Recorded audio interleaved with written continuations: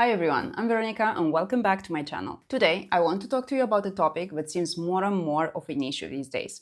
Clothes becoming unwearable just after one season. Sometimes you don't even know what's wrong with them, you just don't feel like wearing them anymore. So let's talk about this. I already try to avoid clothes that I know for sure that they are not going to last. But I also know that not everyone can spot these things right away, and that's completely normal. That's why I'm here, and probably why you're also here, because you care about the clothes, but sometimes it doesn't feel like they love you back and just give up on you. What's interesting is that at the same time, you have things in your closet that look pretty good, and you care for them the usual way. Same person, same washing machine, same wardrobe, but different results. So let's talk about why that happens and what you could actually change for that to happen less often. When it comes to clothes looking good over time, there is just no magic solution that you could just do and for everything to look good forever. I wish there was, but unfortunately this is not how things work. It's usually a combination of small things.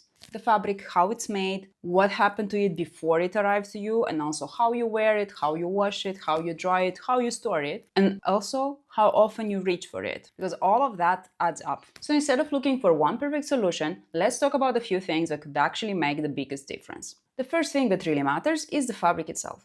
Some materials just don't age very nicely, no matter how much we want them to. A lot of synthetics, especially cheaper ones, tend to peel, stretch, and lose their shape. Over time, they don't really bounce back and they start looking tired very quickly. This also happens if synthetics are part of a mix, and especially when they are about half of it. But this isn't only a synthetic problem. Natural fibers can age badly too if the fabric isn't well made or if lower quality fibers were used. So it's not as simple as saying cotton good, polyester bad.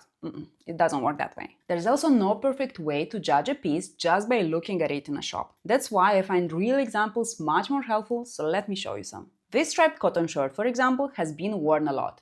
I'm not sure you can see, but I know that the fabric feels much thinner than when I first got it, and there are even small rips starting to appear. That is friction and repeated washing slowly breaking down the fibers. Meanwhile, this cotton sweater has peeling and some stretching. That usually comes from shorter fibers in the yarn and constant rubbing, especially around the arms and sides. And these jeans are 100% cotton and very worn in. The color is faded, which is completely normal for denim, because washing, movement, and light slowly pull the dye out of the fabric. And none of these pieces are bad, they're just examples of how different fabrics age. The next big factor is how we treat our clothes once they're in our wardrobe. Clothes are a bit more sensitive than we like to think. We can't really wash everything however we like, dry in any way possible, and expect it to look great forever.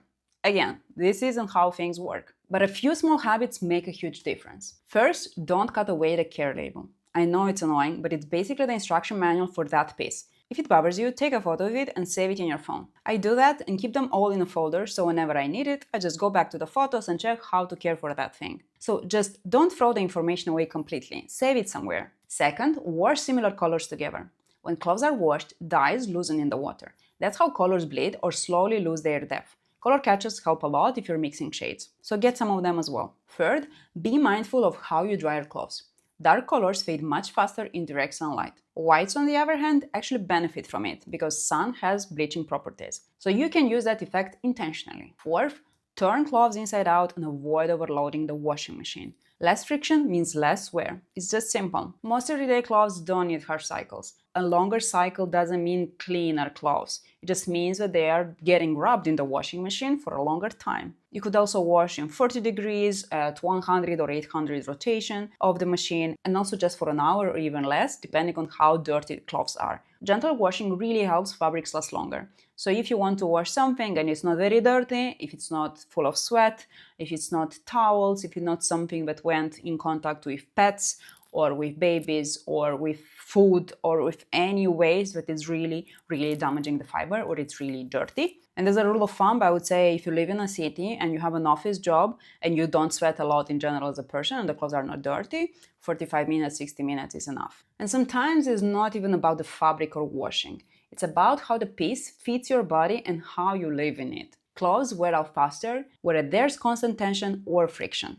Tight areas, stretched seams, places where the fabric keeps rubbing.